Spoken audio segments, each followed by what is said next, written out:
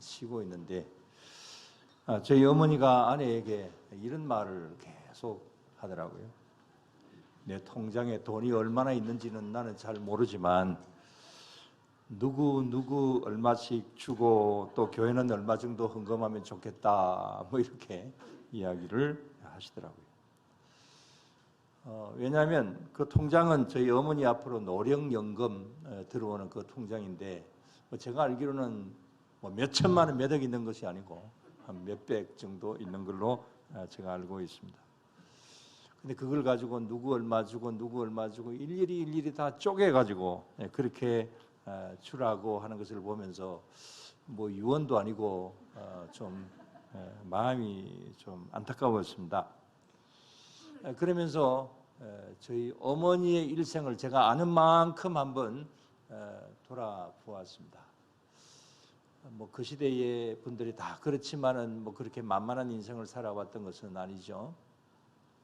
또 요즘 6.25 참전 용사들에 대하여서 이 국가 유공자 선정이 있다고 해서 그래서 저희 아버님도 참전 용사이기 때문에 그래서 동사무소를 비롯해서 그 다음에 또 육군 본부까지 뭐 다 이렇게 알아보았는데 저희 아버님이 군번이 없어요. 그래서 결국은 지금 현재는 뭐 포기 상태에 있는데 그걸 계기로 해서 제가 알고 있는 저희 아버지 인생도 한번 돌아보는 계기도 되었습니다.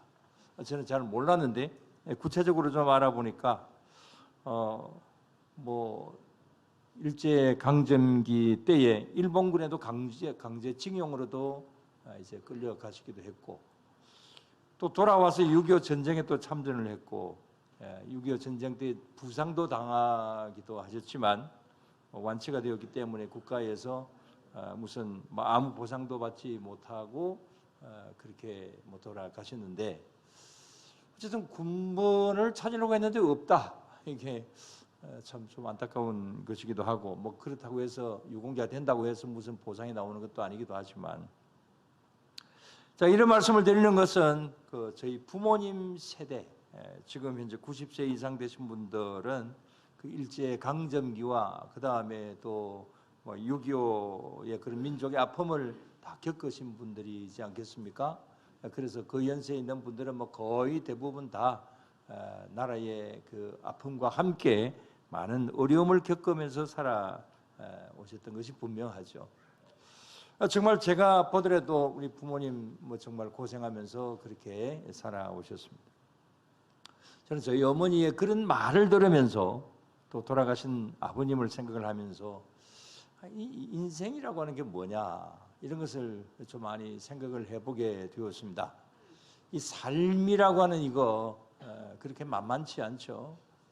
뭐 그렇게 해피엔딩으로 끝나는 것도 아니고 참 힘들게 살아가는 것이 우리의 인생이라 그렇게 볼 수가 있습니다. 그러면서 저도 역시 저 자신의 인생길을 한번 돌아보았습니다. 가난한 농부의 아들로 태어나서 지금까지 어떻게 살아왔나? 뭐 부모님 세대만큼 그렇게 고생한 것은 아니지만 뭐 20살에 신학교 입학을 해서 48년의 목회의 걸을 오면서 그렇게 쉽게 산 것은 아니다 이런 생각이 들기도 했습니다. 그러나 지금 현재 이 세상을 떠난다 해도 뭐 좀 더 잘할 걸이라고 하는 그런 생각은 있지만은 뭐 그래도 비교적 뭐 잘 살아왔다 이렇게 생각을 하기도 합니다. 그래서 감사하게 생각을 합니다. 여러분들의 삶을 돌아보면 어떻습니까? 뭐 몇 년을 살아오셨든지 간에 여러분들의 삶을 한번 돌아본다면 어떻게 살아오셨습니까? 또 지금 현재는 어떻습니까? 미래는 어떨 것 같습니까? 아마 어떤 분들은 어려운 환경 속에서 내 신세가 왜 이런가? 나는 왜 이렇게 지지리도 복이 없었는가? 뭐 이런 생각도 가지시면서 한숨 쉬고 고민하고 슬퍼하시고 뭐 그러실 수도 있겠죠.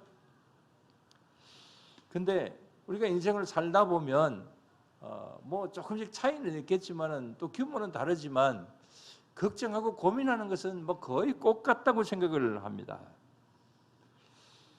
이런 것을 성경에서 어떻게 표현을 하고 있을까? 우리 성경 말씀에서 흔히 이 가나안 출애굽의 그 여정을 우리의 인생 여정이다 이렇게 이제 표현을 많이 하기도 합니다. 오늘 그 출애굽 여정 속에서의 한 장면, 이 내용은 여러분들 아주 잘 아십니다. 여기에 대한 말씀들도 저도 많이 드리기도 했습니다. 자, 이 말씀이 어떤 말씀인가? 오늘 본문의 배경을 잠시 말씀을 드리면, 이스라엘 백성들이 출애굽을 하면서 굉장히 큰 은혜를 받죠. 이제 출애굽하는 과정 속에서 10가지 재앙으로 애굽을 치시고 또 정말 극적으로 하나님께서 출애굽시키십니다. 홍해바다의 기적을 직접적으로 체험을 했습니다. 그래서 그 일들을 보면서 이스라엘 백성들은 굉장히 기뻐하면서 찬송하고 하나님 앞에 영광을 돌려드리죠. 그러나 그 감격의 찬송, 그건 오래가지 않았습니다. 그 감격의 찬송이 바로 며칠 후에, 홍해바다를 건넌 후 며칠 후에 원망과 불평으로 바뀝니다. 왜냐하면 그들의 앞에 아주 고생이 그냥 널려져 있었기 때문입니다. 그 고통이 무엇이냐? 그럼 바로 홍해를 건너서 이제 수르 광야로 들어갑니다. 자, 이 수르 광야가 어떤 곳이냐? 한번 지도를 한번 봅니다. 자, 지금 이제 수르 광야, 지금 현재의 수르 광야의 모습입니다. 그다음 그 옆에 사진, 저곳이 어디냐? 지금 현재 지도를 보시면은 홍해가 있고 홍해바다를 저기 건너서 한 3일 길쯤 걸어오면 걸어온 그 과정 자체가 홍해바다를 바로 건너면 수르 광야입니다. 그 다음에 또 저 수르 광야만 있는 것이 아닙니다. 그 밑에 보면 세 광야가 있는데 수르 광야 다음에 신광야가 나오고 그 다음에 시내산 광야가 나옵니다. 바란 광야라 그렇게 말을 하기도 합니다. 사실은 광야가 바로 옆에 보이는 저런 황량한 사막 같은 그런 곳이고, 그 다음에 또 시내산에 있는 그 지역은 이렇게 비행기 타고 쭉 이렇게 가다 보면 굉장히 그냥 그야말로 나무 한 폭이 없다고 생각할 정도로 황량한 그런 산들이 계속되고 있는, 산맥이 계속되고 있는 것도 볼 수도 있습니다. 자, 아무튼 지금 이제 홍해바다 건너서 여기 첫 번째 광야인 수르 광야를 걸어갑니다. 3일 동안 걸어왔는데 무엇이 없습니까? 무엇이 다 떨어졌어요? 예, 물이 다 떨어졌습니다. 자, 이 물이 다 떨어졌다. 이거 정말 고통스러운 것이죠. 자, 왜 이렇게 물이 다 떨어졌느냐? 여러분, 출애굽을 한 이 이스라엘 백성들이 얼마나 될 것 같습니까? 장정만 60만이라고 했습니다. 그러면 아이들, 노인들, 어른들, 여인들 다 합치면은 한 200만 정도쯤 안 되겠어요? 이게 계산적으로 볼 때 200만 안 된다. 이렇게 이야기를 하는 그 학자들도 있지만, 아무튼 성경 그대로 본다면 장정만 60만이라고 한다면은 한 200만 정도 된다고 볼 수 있습니다. 그 다음에 가축 있죠. 그 다음에 또 여러 또 가지고 가는 것들도 많이 있습니다. 자, 이런 대단한 어떤 이동하는 이 인구들과 또 짐승들, 사막 한가운데로 걸어가려면 얼마나 많은 물들이 필요하겠습니까? 또 이들이 가지고 다니는 그 물주머니, 그건 그렇게 큰 것이 아니죠. 물을 담는 가죽 부대에 물이 금방 떨어집니다. 그래서 가다가 물을 이렇게 계속해서 담아서 가야 되는데 물이 다 떨어졌어요. 없습니다. 우물을 발견을 할 수가 없습니다. 근데 오늘 본문 22절에 보면 3일을 걸었는데 우물 하나를 발견을 합니다. 그 우물 이름이 뭡니까? 마라입니다. 자, 이 마라에 와서 보니까 우물은 있는데 물이 없어요. 물은 있기는 있는데 이상한 물입니다. 자, 마라의 우물 한번 사진으로 봅시다.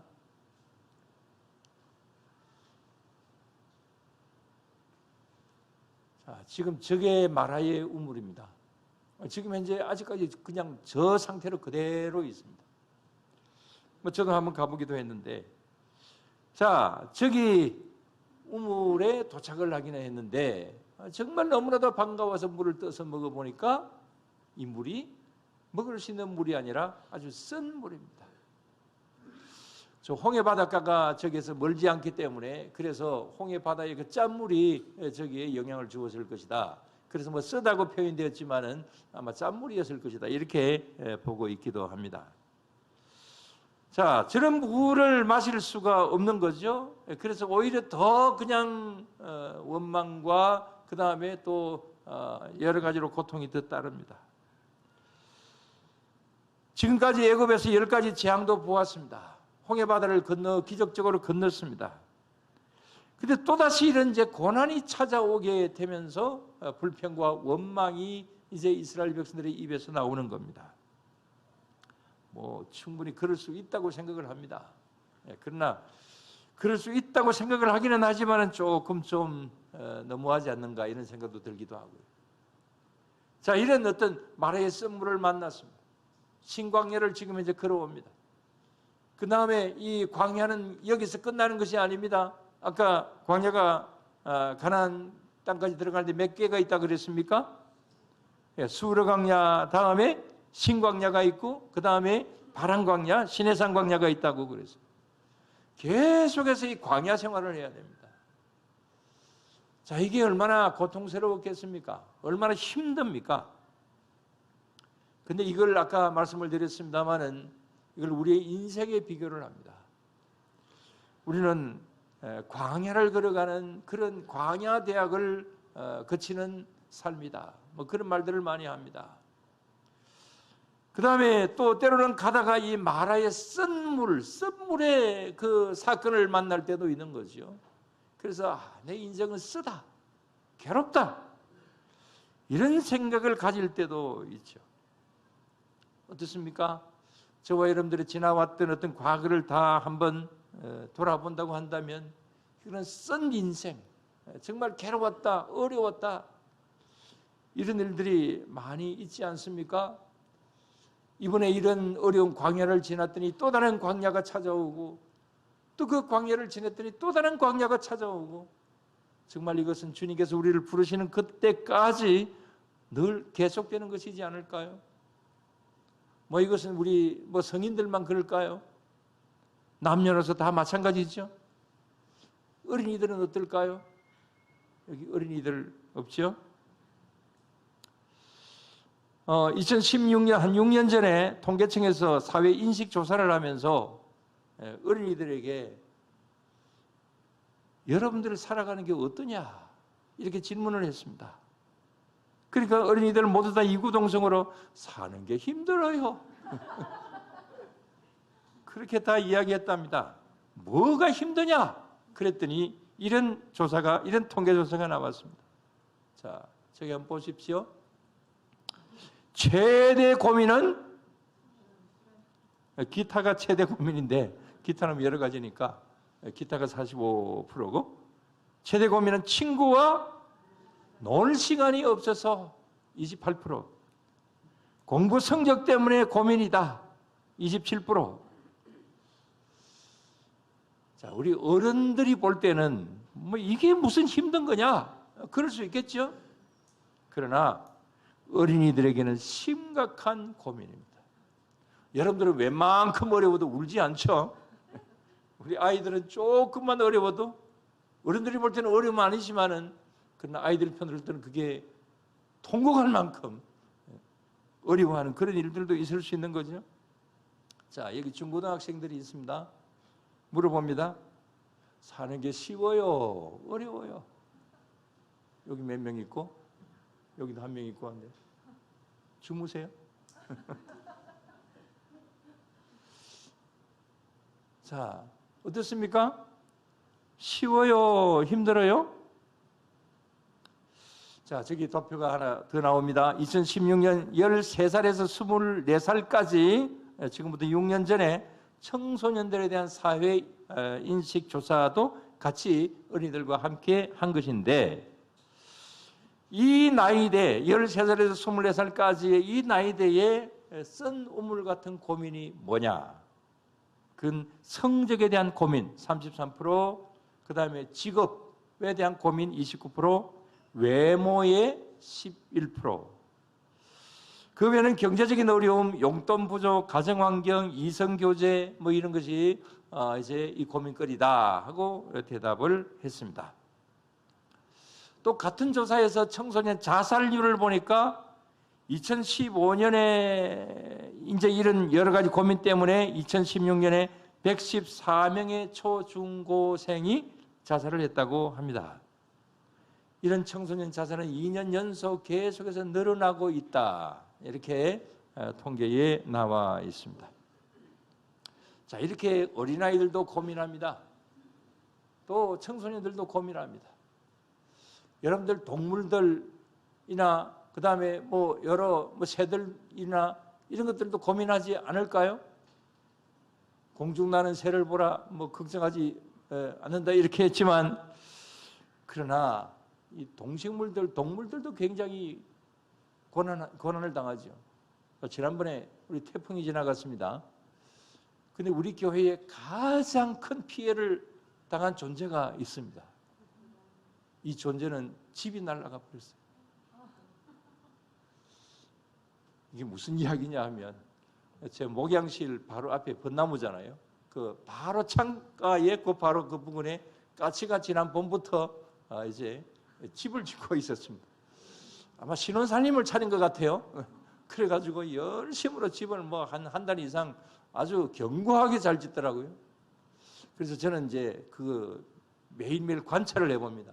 자, 만약에 저기서 새끼가 나오는 것 같으면 새끼를 어떻게 먹이고 또 어떻게 하는가, 바로 창가에 있기 때문에 그래서 면밀하게 쳐다보고 있는데, 이번 태풍에 그냥 집이 다 날아가 버렸어요. 그래서 우리 교회에서 피해를 제일 많이 본 그 까치들이 얼마나 가슴 아프겠어요. 웃지 마세요. 그래서 정말 이 뭐 동물들이나 그 다음에 또 그런 새들도 이런 고난을 당하는구나.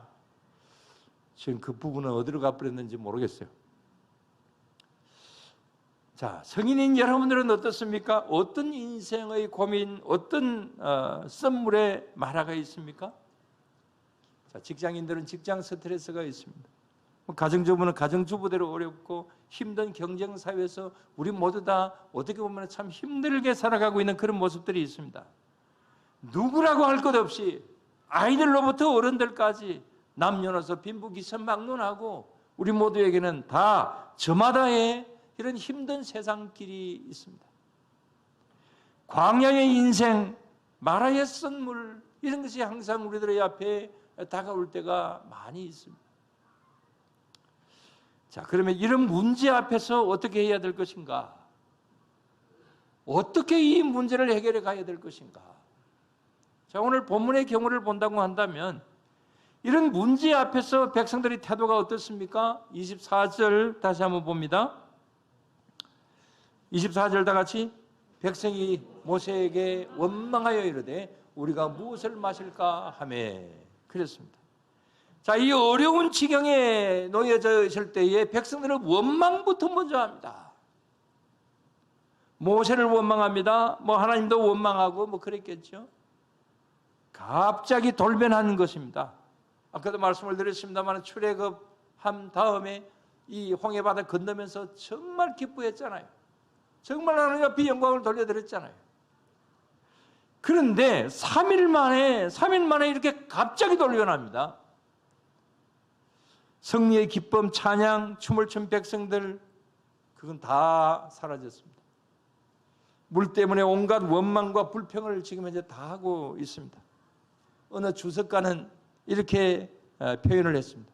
온 밤 내내 울분을 참지 못하고 모세를 향하여 불만의 소리로 수군수군 댔다. 이렇게 해석을 하고 있습니다. 자, 이렇게 우리가 하나님의 은혜, 하나님의 그 함께하심 이런 면으로 우리가 찬송할 때가 있습니다만은, 그런 눈앞에 위기가 오면 이렇게 우리의 마음도 바뀌어지는 것도 또 사실입니다. 뭐 사람이기 때문에 이건 뭐 어쩔 수 없는 것이라고 볼 수가 있습니다. 그래서 은혜는 잠깐이고 또다시 내 앞에 마라의 인생의 선물이 오면 우리는 그 가운데서 우왕좌왕하고 괴로워하고 슬퍼하고 원망하고 그럴 때가 많은 거죠. 자, 이스라엘 백성들이 이렇게 하고 있습니다. 그러나 이때 모세는 어떻게 합니까? 25절을 맨 위에 있는 것만 읽어봅시다. 모세가 여호와께 부르짖었더니 그랬습니다. 거기까지만. 모세가 하나님 앞에 뭘 했다고요? 부르짖었다 그랬습니다. 간절히 하나님 앞에 기도했다 그 말이죠. 여러분, 이게 중요한 거죠. 이런 위기 때는 원망하고 불평할 것이 아니라 여기 모세처럼 하나님 앞에 엎드려서 간절히 기도하면서 지금 이 문제를 어떻게 해결하겠습니까? 이렇게 기도를 드려야지요. 이게 가장 바람직한 일이고 우리도 항상 이렇게 해야 될 줄로 믿습니다. 자, 그러면 이렇게 기도하는 모세의 기도를 하나님께서 어떻게 응답하셨을까요? 25절을 다 봅니다. 이제 모세가 여호와께 부르짖었더니 여호와께서 그에게 한 나무를 가리키시니 그가 물에 던지니 물이 달게 되었더라. 거기서 여호와께서 그들을 위하여 법도와 율례를 정하시고 그들을 시험하실세 그랬습니다. 자, 모세가 여호와께 부르짖었더니 여호와께서 한 나무를 지시를 합니다. 그래서 그 나무를 꺾어서 나무를 가져다가 그 물에 던져라 이렇게 말씀을 하셨습니다. 그러니까 그 나무를 물에 던지니까 물이 달아졌더라 그랬습니다. 자, 이게 사실 이게 이렇게 될 수 있을까요? 과학적으로 보면은 이게 그야말로 험백랑한 이야기지 않겠습니까? 그런데 그 나무는 이 나무랍니다. 크루쿠드 나무라고 하는 것인데, 자, 저는 아까 우리 지금도 마라에 있는 그 옆에 있는 그 야자수들을 여러분들 보셨죠? 지금 대추야자 나무라고 합니다. 저기 많은 열매들이 맺혀져 있습니다. 그 대추 비슷하게 생겼대요. 근데 저기에 이제 당분이 있답니다. 그래서 저걸 저렇게 던지니까 저기에 있는 그 당분이 이렇게 이제 뭐 달게 만들었던 것이 아닐까 이렇게 그냥 과학자들이 추측을 합니다.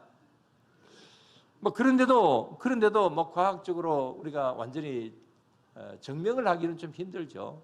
왜냐하면 얼마나 많은 나무를 꺾어다가 저기에 넣었길래 이렇게 뭐 생각을 할 수도 있습니다.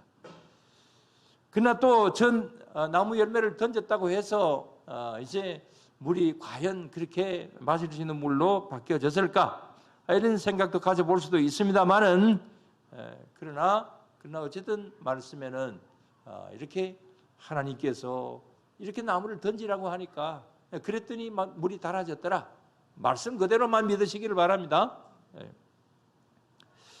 자, 뭐 이것은 하나님이 하시는 일이니까 그렇다 하고, 또한 이것을 지금 현재 우리의 개념으로 어떻게 해석을 해야 될 것인가, 또 어떤 면으로 우리는 생각을 해야 될 것인가. 베드로전서 2장 24절에 보면은 이런 말씀이 있습니다.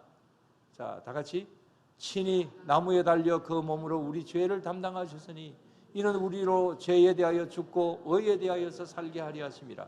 그가 채찍에 맞음으로 너희는 나음을 얻었나니. 맨 앞에 친히 나무에 달려 그랬습니다. 저 나무 십자가죠. 뭐 십자가 나무가 크루크드 나무다 뭐 그런 이야기는 아닙니다. 그러나 나무라고 하는 어떤 관점에서 볼 때에 여기에 이 마라의 쓴물을 이렇게 나무를 던지니까 되더라.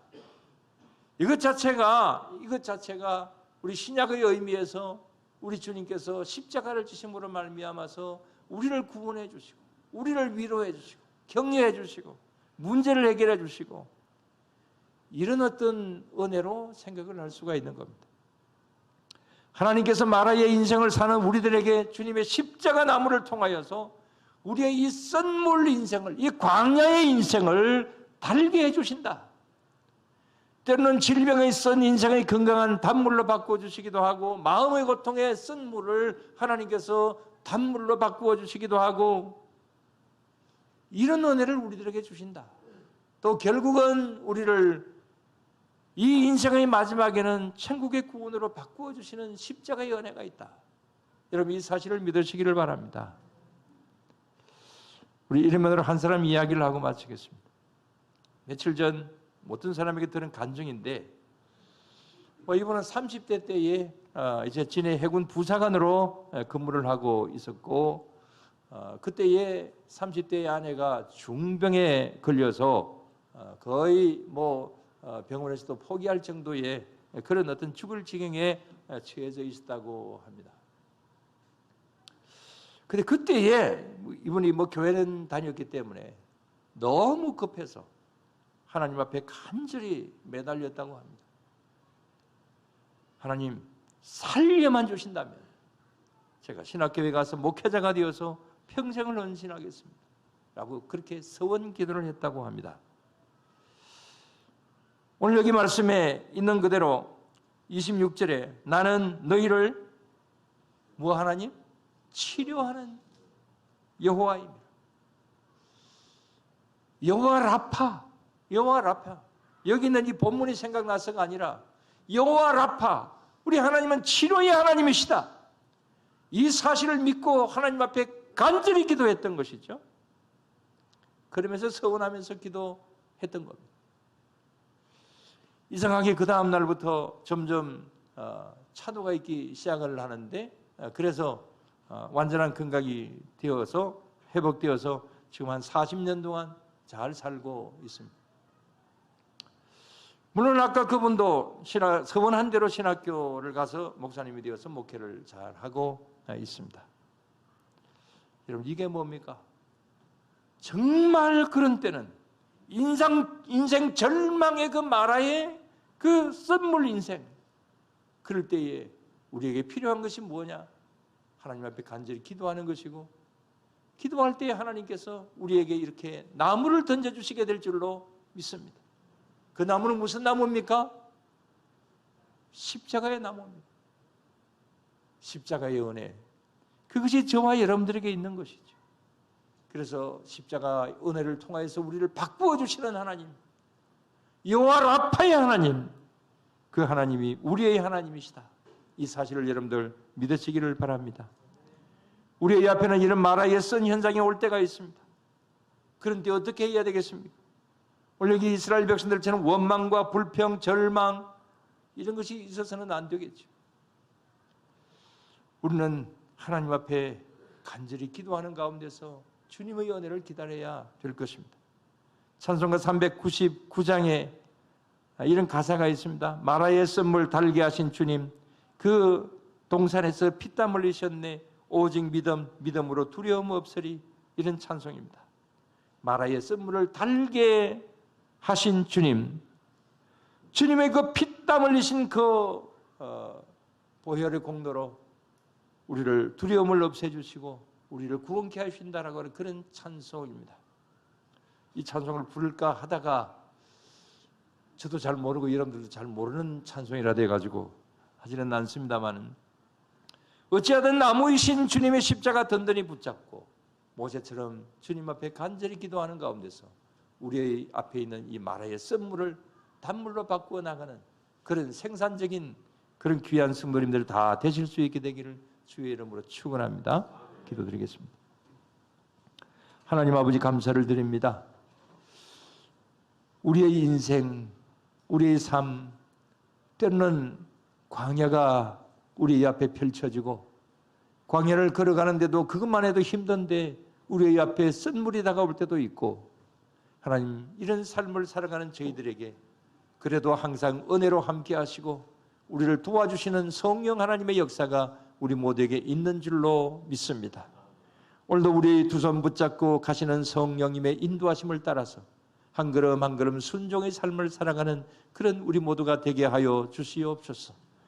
우리가 남은 인생 살아가는 동안에 또 지금까지 살아온 삶의 과정 속에서 충분히 이루었다 말은 하지는 못하지만은, 그러나 최선을 다하였다라고 하는 말은 주님 앞에 할 수 있는 저희들이 될 수 있게 하여 주시고, 우리의 남은 인생 살아갈 동안에 맺은 열매 떨어뜨리며 사는 것이 아니라 더 많은 열매를 맺어갈 수 있는 저희들의 삶이 되게 하여 주시옵소서.